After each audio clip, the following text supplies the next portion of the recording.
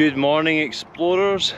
Thank you for joining me on another day where I am venturing into pastures new for myself. I'm Alistair and this is the Highland Hikers.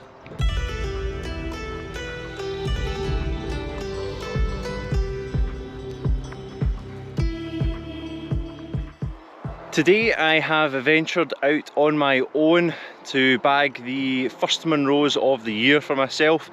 I honestly thought I would be up a few Munros already this year, but given the weather, personal life, it's just not been possible up until this point. Yeah, as you can probably see just behind me, there's still some snow on some of the kind of taller Munros as well that are in this area. So it has kind of put me off a wee bit, but now I'm fairly confident that it'll be snow free, ice free, or just enough that I'll be able to manage it.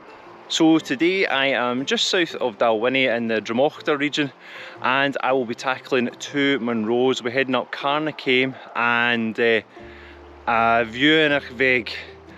So there's 19 kilometres of walking and just over 800 metres of ascent in this.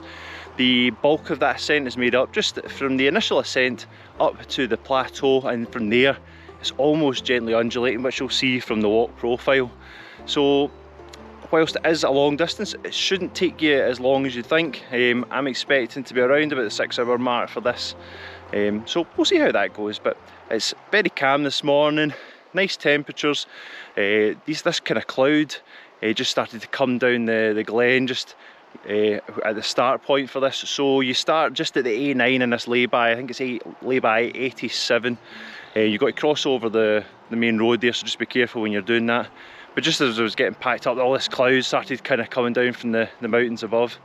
But it's very, very low lying, very thin, and you can already, I can see all the kind of mountains above it already. So we'll see how this day goes, and we'll crack on up the hill.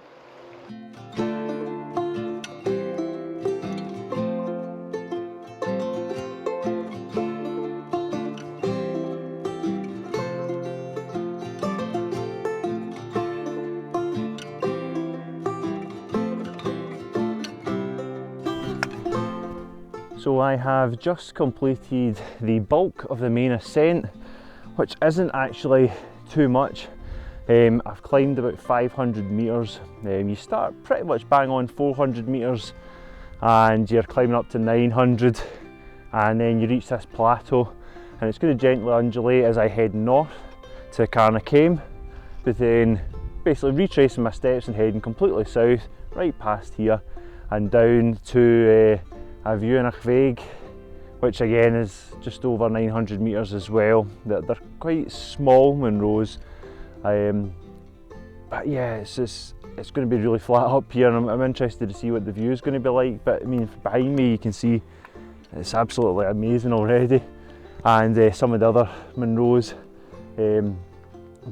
Carn is just touching the clouds, so I'm curious to see what these two are going to be like. So fingers crossed they're not. The forecast says they're not meant to be, so we'll see how it goes, but onwards and upwards.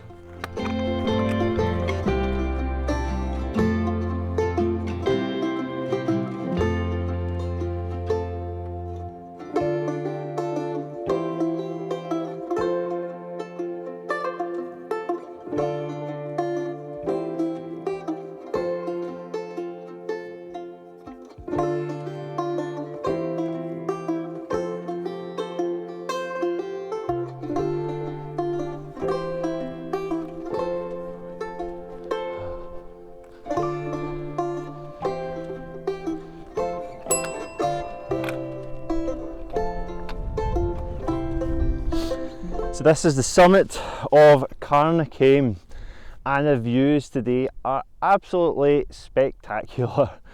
I think it's just unfortunately one of those days where you have to endure it to get the really, really good ones later on in the year. So as I said, this is the summit of Carn, Caim. This is at 941 metres and is the taller of the two Munros that we're bagging today, and just all around it's just great.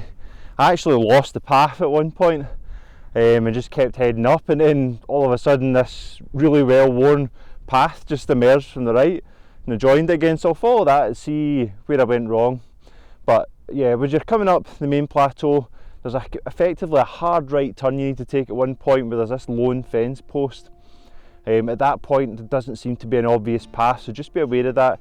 You're almost heading, you're basically been heading north, and then all of a sudden you're heading northeast at that point. So from here I'm going to retrace my steps all the way back to the fork in the road and then continue heading south to the next Munro.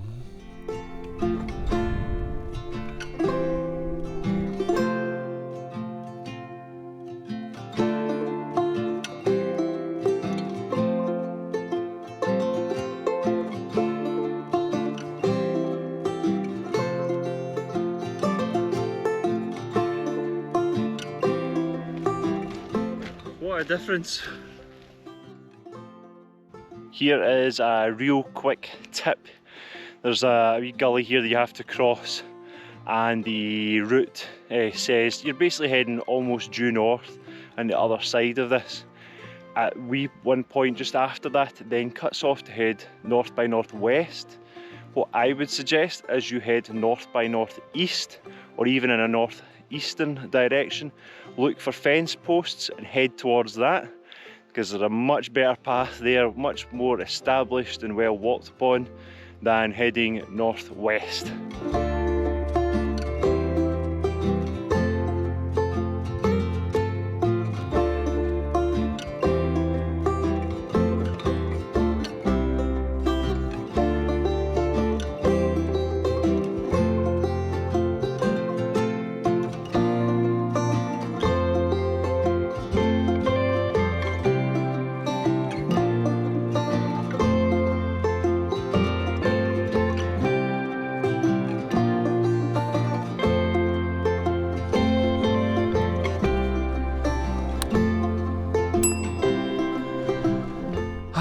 There we have it, the second Munro for the day, a VideoMicro Bheag at 936 metres.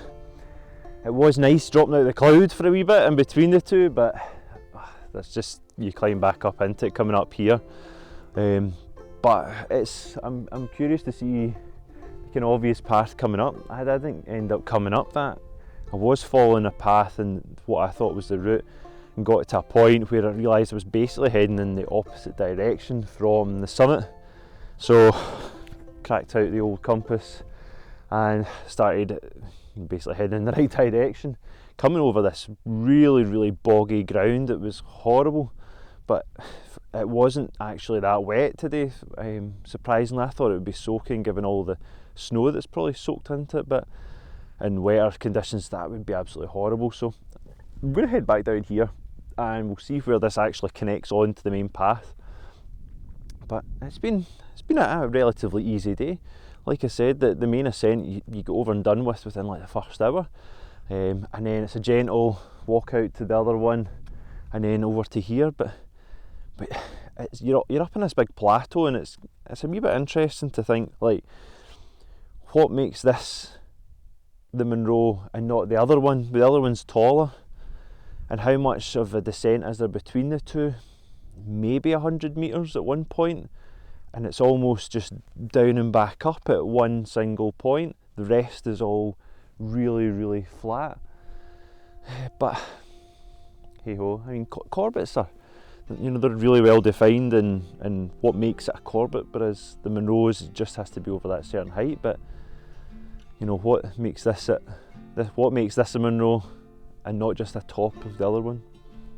I don't know. But anyway, it's another one done, and from here I'm going to head back to the fork in the road again, head back down the hill. I think I might eat my lunch whilst I'm walking. There's no views at all, unfortunately, so we'll get back to a point where I can actually see something, and then we'll enjoy it when we get there. Take care.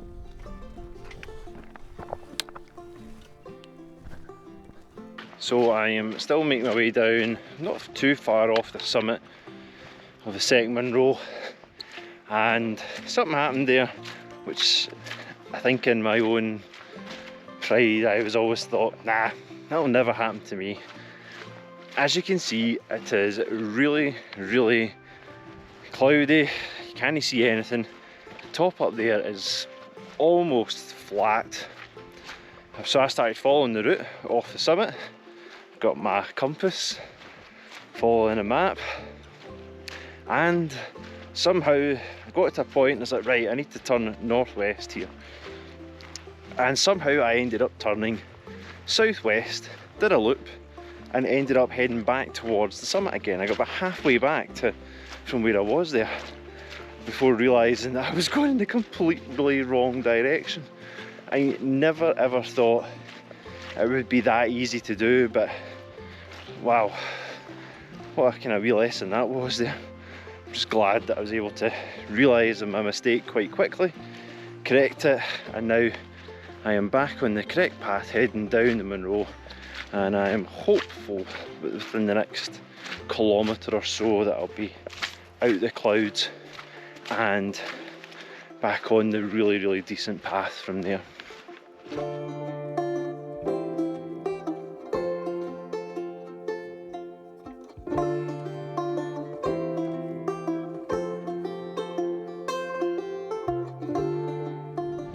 So I'm heading down the hill. I am just out of the clouds and I can actually see something again. Unfortunately it's the A9, you can also hear it from now, so I'm gonna end the video about here. I have enjoyed my walk. It's not been the best walk in the world, but it's still been good to get out, get on your own. There's still been quite a few people out on the hill today, more than I expected, but yeah, it's definitely a lesson learned today about how easy it is to get lost up in these hills. I think I'll be maybe adding to the equipment over the next few months. So if you have enjoyed the video, give us a wee like, consider subscribing, and you know, you're going to get to offered a couple of videos in a wee minute. So one's the best for you and another one is a link to our Munro playlist, so feel free to have a wee click on that and give them a watch. So we shall see you on another hike.